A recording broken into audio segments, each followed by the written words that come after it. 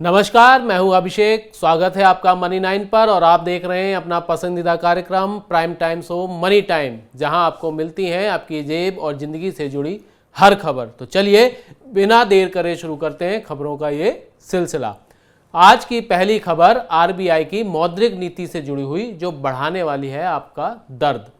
भारतीय reserve bank ने द्विमासिक मौद्रिक नीति समीक्षा में नीतिगत दर रेपो रेट 0.35% बढ़ाकर अब 6.25% कर दी है। आरबीआई ने वैश्विक अनिश्चितताओं के बीच महंगाई को काबू में लाने के लिए यह कदम उठाया है।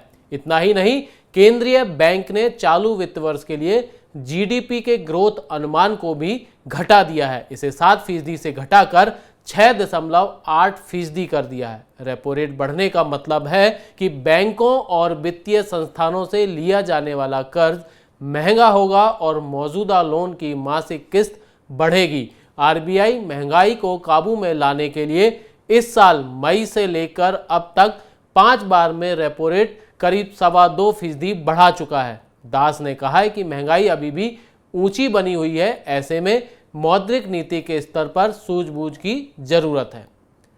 अब खबर यूपीआई से जुड़ी हुई, जिसमें होने जा रहा है एक बड़ा बदलाव। डिजिटल पेमेंट के लिए यूपीआई का उपयोग करने वाले यूजर्स को जल्द ही विभिन्न भुगतान के लिए अपने अकाउंट में राशि ब्लॉक करने की सुविधा मिलेगी। होटल बुकिंग, शेयरों की खरीद बिक्री जैसे विभिन्न लेन देन के लिए यूपीआई के जरिए राशि अपने खाते में ब्लॉक करने और भुगतान करने की सुविधा मिलेगी। आरबीआई ने बुधवार को यूपीआई में एक बार की राशि ब्लॉक करने और उसे अलग अलग कार्यों के लिए काटे जाने, यानी single block and multiple debit की सुविधा देने की घोषणा की है। ग्राहक जब भी आवश्यक हो पैसा काटे जाने के लिए अपने बैंक खातों में धनराशि निर्धारित कर संबंधित इकाई के लिए भुगतान को तय कर सकते हैं। आरबीआई के इस कदम से ई कॉमर्स और शेयर बाजार में निवेश के लिए भुगतान करना आसान हो जाएगा। इसके लिए रिजर्व बैंक अलग से दिशा निर्देश जारी करेगा। आरबीआई ने आज एक और बड़ी घोषणा की है। अब आप भारत बिल पे सिस्टम के जरिए अपने घर का किराया, स्कूल की फीस और टैक्स भी भर सकेंगे। आरबीआई ने भारत बिल पे सिस्टम यानी बीबीपीएस में सभी पेमेंट और कलेक्शन शामिल कर इसका दायरा बढ़ाने की घोषणा की है। अभी बीबीपीएस के पास अलग अलग समय पर होने वाले भुगतान या व्यक्तियों को मिलने वाली राशि के भुगतान की सुविधा नहीं है, जिससे अभी प्रोफेशनल सर्विस फीस का भुगतान, शिक्षा शुल्क, टैक्स भुगतान, किराया संग्रह इसके दायरे में नहीं आते हैं। लेकिन जल्द ही ये सारी सुविधाएं इस पर उपलब्ध होंगी। आरबीआई गवर्नर शक्तिकांत दास ने कहा है कि इस नई व्यवस्था बीबीपीएस को व्यक्तियों और व्यवसाय को व्यापक समूह के लिए सुलभ होगी। अब खबर सोने में निवेश करने वालों के लिए।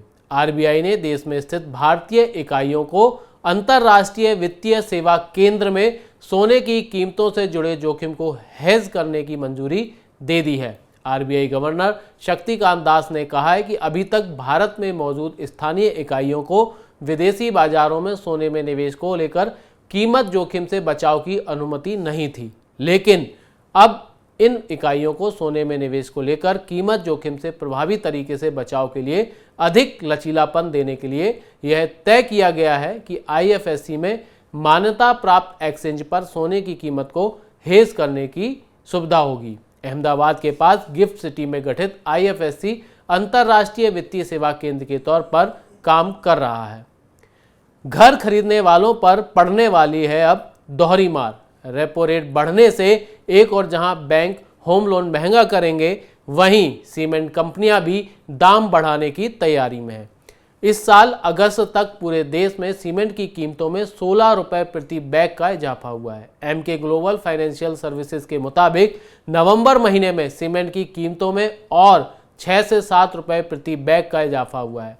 रिपोर्ट के मुताबिक सीमेंट कंपनियां इस महीने पूरे देश में सीमेंट की कीमत में 10 से 15 रुपए प्रति बैग की बढ़ोतरी करने की योजना बना रही हैं। एमके ग्लोबल का कहना है कि दाम बढ़ाने से सीमेंट कंपनियों के लिए पॉजिटिव न्यूज़ है। आज की छठवीं खबर है मोबाइल से भेजे जाने वाले मैसेज से जुड़ी हुई। दूरसंचार नियामक ट्राई ने कहा है कि किसी आपदा की स्थिति में आपदा प्रबंधन अधिनियम के तहत कमेंट अलर्ट प्रोटोकॉल के जरिए भेजे जाने वाले एसएमएस पर 2 पैसे का शुल्क नहीं लगेगा। हालांकि आपदा प्रबंधन अधिनियम के तहत निर्देश जारी न होने पर CAP के तहत भेजे जाने वाले SMS पर वे टेलीकॉम कंपनियां प्रति SMS 2 पैसे का शुल्क लगाएंगी जिनके नेटवर्क का इस्तेमाल इन्हें भेजने के लिए किया गया। यह प्रावधान आपदा या सामान्य स्थितियों में भेजे जाने वाले SMS के लिए है। ट्राई ने दूरसंचार शुल्क आदेश 2022 में संशोधन किया है। इसके मुताबिक सेल ब्रॉडकास्ट सिस्टम के तहत संदेश भेजने पर कोई शुल्क नहीं लगेगा। अगले साल आटा और दालों की कीमत बढ़ने की आपको नहीं होगी कोई चिंता, क्योंकि रबी की बुआई की शुरुआत काफ़ी अच्छी रही है। RBI गवर्नर शक्तिकांत दास ने कहा कि बारिश असंतुलित रहने की वजह से देश के खरीफ उत्पादन में कुछ कमी आने का अनुमान है। पहले अग्रिम अनुमान के अनुसार देश का कुल खरीफ उत्पादन 14 करोड़ 99 लाख टन रहने का अनुमान है। पिछले साल के खरीफ फसल वर्ष में उत्पादन करीब 15 करोड़ 60 लाख टन रहा था। 2 दिसंबर 2022 तक रबी की बुआई सामान्य से 6.8% अधिक रही है। कृषि मंत्रालय की ओर से जारी आंकड़ों के अनुसार मौजूदा रबी सत्र में गेहूं की बुआई 5.36% बढ़कर 211.62 लाख हेक्टेयर पर पहुंच गई है। राजस्थान, बिहार और उत्तर प्रदेश में रबी की बुआई बढ़ी है। रबी की मुख्य फसल गेहूं की बुआई अक्टूबर में शुरू होती है। इसकी कटाई मार्च-अप्रैल में होती है। रबी सत्र में गेहूं के अलावा धान और दलहन जैसे चना और उड़द के अलावा मूंगफली और सरसों की बुआई की जाती है। हमारी अगली खबर उनके लिए जो नए साल में नया वाहन खरीदने की योजना बना रहे हैं। मारुति और टाटा के बाद अब जर्मनी की लग्जरी कार कंपनी ऑडी ने अगले महीने से अपने भारतीय मॉडल्स के दाम 1.7% तक बढ़ाने की घोषणा की है। कंपनी ने कहा है कि उत्पादन लागत और परिचालन खर्च बढ़ने के कारण वाहनों की कीमतों को बढ़ाया जा रहा है। ऑडी इंडिया ने कहा कि कंपनी का व्यावसायिक रणनीति मॉडल लाभ और स्थिरता बनाए रखने पर टिका है। उत्पादन और परिचालन लागत बढ़ने के कारण कीमत में बढ़ोतरी की जा रही है। आज की आखिरी खबर है टोयोटा की अर्बन क्रूजर हाईराइडर खरीदने वालों के लिए। टोयोटा किर्लोस्कर मोटर ने अपनी हाल ही में लॉन्च की गई medium size SUV urban cruiser Hyryder की 994 यूनिट को वापस मंगाया है, यानी रिकॉल किया है। कंपनी ने कहा है कि उसने अर्बन क्रूजर हाईराइडर मॉडल में अगली सीट पर लगे सीट बेल्ट की कुछ खामियां दूर करने के लिए इसकी कुछ इकाइयों को स्वेच्छा से वापस मंगाने का फैसला किया है।